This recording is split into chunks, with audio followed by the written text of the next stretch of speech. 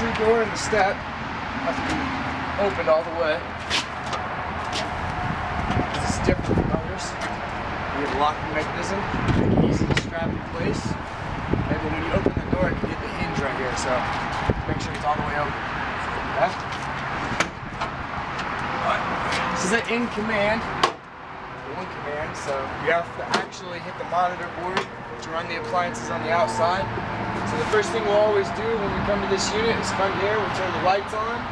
Okay, trigger all the main, the master, which is going to trigger outside lights so we can turn them on. Okay, our awnings are controlled from in here. As you see, awning 1 is the main with the awning light right here. Extending and retracting it from here.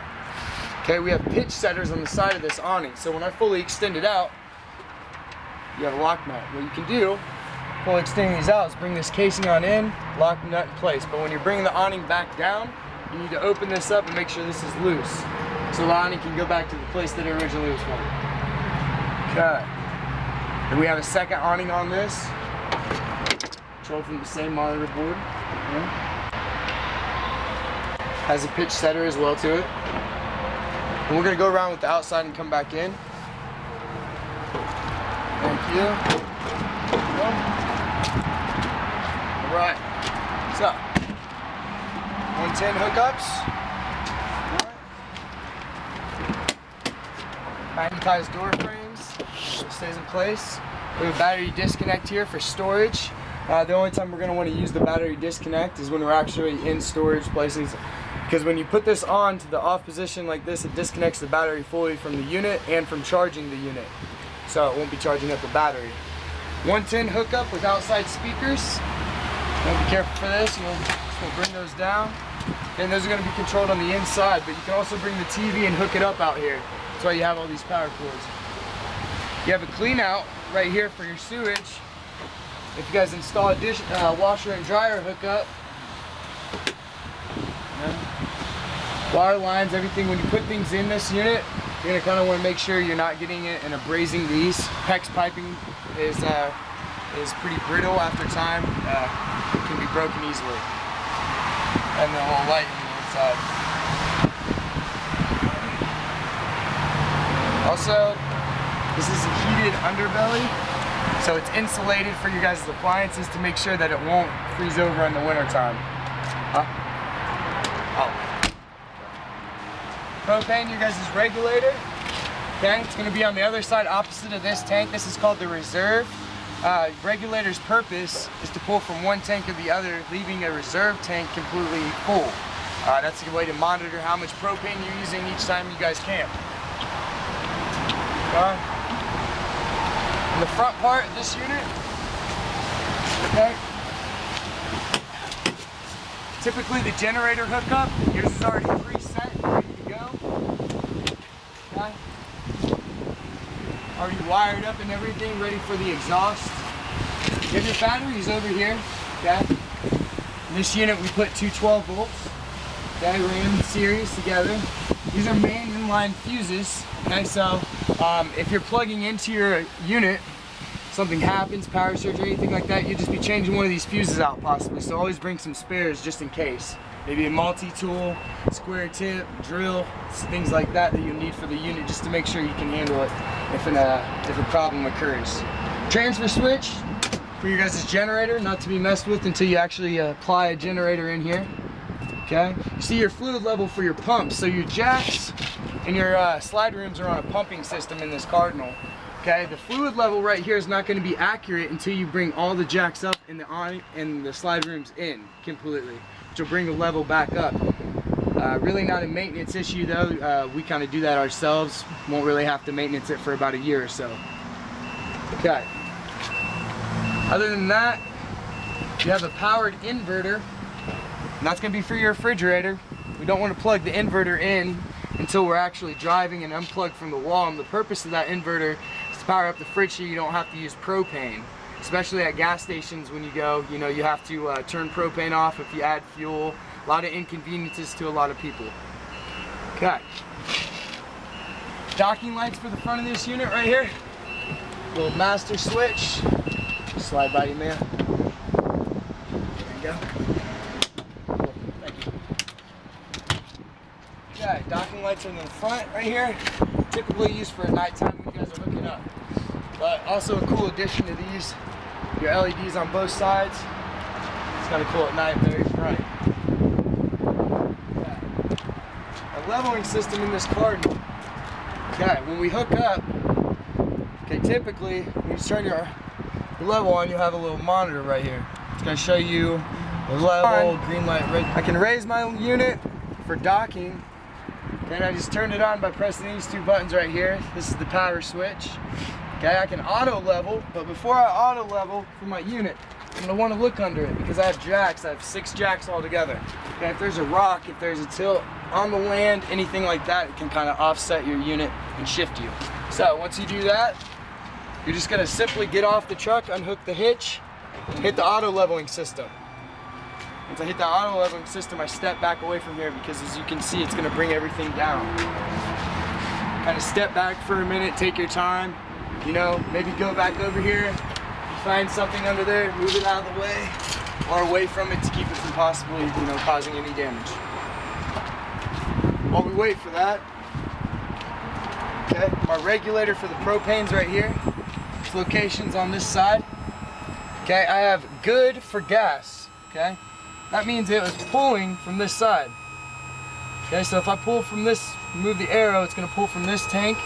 Okay, if I go this way, it'll go from that tank. Oh. Okay. Usually I use one as a reserve, like I was saying. I keep this one open. Okay, reason being I want to have and be able to monitor how much propane I'm using every time I go camping, just to make sure I'm not overzealous on the appliance. Okay. While we were sitting there talking about that, my leveling jacks have come down. Okay. You're gonna start hearing an auto, the sensor right here.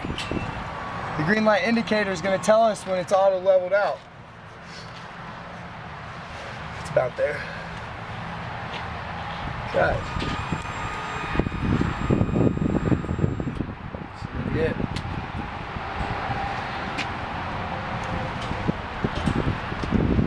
Okay. Boom. Solid green. Okay. Solid green means good to go for your auto leveling system. So it finally set itself. Alright, now we're camping, now we're cooking with cheddar. So if we're about to go home after a long trip, okay, the first thing we're gonna do, okay, is we're gonna wanna bring up our back system. So if you retract, it'll retract all your jacks fully. You'll be attached to your hitch when you do that. Bring your truck over. We're gonna be lifting up, back and forth, getting us attached to our truck. It's not gonna affect the back jacks. Okay, and when you get it attached to that, then we're gonna hit the retract all. And what that's gonna do is bring all these jacks completely back up in the system. Okay, but you do not want to hit the retract all when you're not attached to the truck because obvious reasons that it will, you know, bring the front end completely down to the ground. Okay. We'll come back to that at the end. Right. Okay, inside you have your spare tire. Always want to bring a torque wrench with you. It's about 110 pounds of pressure on each one of these tires, so you need to be able to pull it completely. Okay. On this system, you can hold your water pump from out here, but on your one-touch command, if you don't actually turn the pump on, it will not turn on out here. Okay? I'm the one that controls it on the inside, so the first thing I did was go in there and turn all that stuff on. Okay, we have our city water connection on this unit, okay, which is actually the fresh, okay, your tank filling, your winterization, your sanitizing, or your city water connection. You're the one controlling these valves and switching each source. And it's all plugged in through here. I like to use a 90 and a regulator, which does not come with the unit. You have to buy it aftermarket, but the 90 is to reduce the amount of weight that the regulator holds with the water hose and the water pressure up to it. Okay, so I like to bring it through here, take it through the bottom of this, and go all the way to the floor. You have your filter. This is an inline filter that they give you with the unit. Typically, I like to go with charcoal, and I like to go from the garden spigot. But these are nice filters as well. You can get them online. This unit actually comes with one. This is your ice maker line. So when you're in winterizations, typically they keep these out. Okay, but for now, we open it because after you do a pre-delivery inspection, we de-winterize those units, bring it back, run all the appliances, and that's the last thing that you'll do. Okay, black tank flush right here. Okay, that's controlled with a black tank pulley right here. On this side, all right, you'll be hooking up the hose, setting a pitch, running it to a drain field, you know, clean out, backyard, anywhere like that. You pull the black tank and then hook up the black tank flush. Okay, don't turn your garden hose on yet, just pull the black tank, let all the water come out of the system. Okay, once you do that, you want to go to your garden spigot. With this still open and these two still shut, okay, let the water flow through and clean out the black tank. You'll see at the end of your drain field or the pitch, you'll actually see it come out clear. Once you do that, you need to come back here, close this up, the black tank, let the water still go in the black tank and in the tanking system itself. Okay, go to your toilet and drop a packet, like a Dometic, any cleaning packet in the black tank, because it has ammonia in there. You can't pour bleach, and that's, you know, pretty much the best way to clean the system out, because it's going to hit the packet, it's going to go around your entire tank, and then when you come back out here and you open it, you actually see a lot of foam and, you know, the other debris coming out of your black tank. Other than that, we're going to close that and we're going to pull both of our grays. This is your bathroom sink, which is going to be the sink and the bathroom shower head itself. This is going to be your galley, which is your kitchen. Okay? You have your cable inputs over on this side. I always like to take these, open it up, and run my, you know, hose, wires, everything through there. Okay, it keeps the unit clean. You can also keep this cabinet door shut when you do that, so nobody can look in on all your appliances. Service door for your water heater. Okay, summertime we're going to need bug screen protection. Okay, especially for the water heater, the furnace, the refrigerator. Propane's attractive to insects, especially wasps, so they like to get in here, get in the igniters, kind of tear it up. So it's going to be impossible to light. This is controlled on the inside. This is just a service door for us. It's the same way as the furnace. Just the screen protection is going to keep them from being in here. Okay, so for our slides for lubrication, right, I'm going to use silicone spray. It's a dry solvent. That works really well. I like to take the flapper open, keep it about like this, spray up and down, create it to, you know, the purpose of a flapper is to keep it sealed. So when your slide room goes in, all right, it's pushing out debris, it's pushing out water. If it's not properly lubricated, then it's not going to do that, and it's going to allow, you know, mildew, rust, and, you know, things like that to come inside. So that's a big maintenance issue. So what you have to do is just spray it up and down. On the bottom track right here, you'll see that you have a 2-inch piece of steel. This track right here needs grease every now and again to keep it from squeaking and squealing. You'll also have adjustments on this side. If you read into your slides, if something's happening, if you have too much weight, you'll be able to, you know, locate it up, bring the slide back up. Usually done during the maintenance when you bring it back for a warranty. Refrigerator service door. So as you see, same thing with that. We're going to need screen protection for the summertime. This actually has 2 service doors. Radio antenna, okay? Which pretty much the radio, you're going to catch reception off of your guys' little digital antenna on top of here, which I'll show you on the inside. This is your 50-amp service cord. Okay? You know you have a solid connection when it's blue. The ladder's meant for up to 300 pounds, okay? But it's not meant to be swung back and forth on. It's only meant to go up if you have to, and then come back down. Usually, a customer shouldn't have to go on their roof. You know, it's meant for service. With this unit, you get a convectional oven, okay? Great option, because usually when I'm out there cooking, you know, say I turn my movies on, come back over here, okay? System already purged. I don't know if you can actually see the flame with it, you know, being light like that, but when it comes to cooking, you're just going to turn your terminals on like this at your, and then there's your spark igniter. It's your guys' stovetop. Okay, underneath, you're actually going to light this one by hand all the way in the back. Okay, I like to purge the oven out a couple times. In the very back part, you're located is your heating core, so you actually light it with a grill lighter. Okay, the flame's going to come open a little bit. It's going to come back like this, fluorescent blue. You have a light right here, exhaust fan right here as well. So when you're cooking, you want to be pulling that out. The reason I turned all this on though because I have a fantastic fan above my head. So now, I think the exhaust fan's too loud and annoying. I'd rather pull it out up top right here. It's an air excel, so I can control the temperatures. You know, I can bring the air in, I can control the Fahrenheit and how I want the fan to pull air in, suck air out. Open and shut it. It has a rain sensor on it as well, so when rain hits that, it's going to close the fan up itself. Plus, I mean, it's pretty cool that it blows air in as well. Just to turn that fan back off.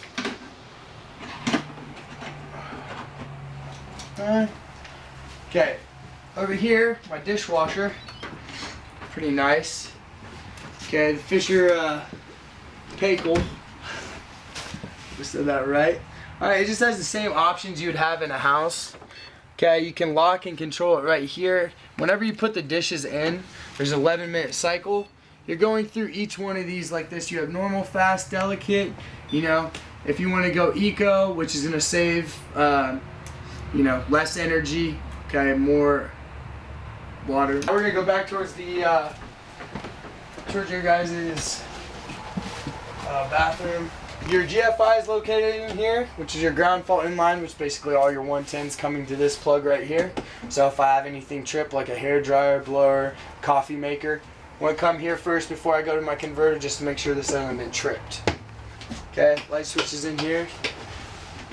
Toilet, you know, regular kind of deal. Okay, same kind of fan that you had in the living room, air excel. So I'm just turning this on. I can open it just for an exhaust part. We do sell covers for these fans, so you can ventilate out the unit as you drive. Sorry about that. What you do is you'll just keep the fan open like this. You turn the fan off. Okay, the cover is going to be above that, so whenever you guys are driving down the road, it's gonna ventilate out the unit as well. Pull out the old air, bring in new. In the bedroom, you have your carbon monoxide CO detector over here. Thermostat in the wall for the AC in this part, like I was saying. It's the same Dometic design as the one in the very front. Okay, fan and AC. Light switch for the living room. Okay, with this unit, a Dyson comes handy. Okay, in the back part, sorry I'm not saying the name, my bad. Okay, so you have washer and dryer hookup. Okay, and with these, what I like to tell a customer always and foremost, if you're not gonna use this as a washer and dryer, we want to cap those off. Those are live wires, so when the water pumps on and say somebody opens one of those valves, it's going to shoot straight out. It's already ready to go. So it's just a safety hazard. Okay, the Dyson comes back here, has a little installation kit all the way back here, little lighting on the inside. Okay, we don't want to put too much weight on this. This is an RV. Comes hooked up. Serta mattress, very sweet. Cover space so you can put blankets. Okay. And that is going to complete the walkthrough on the Cardinal.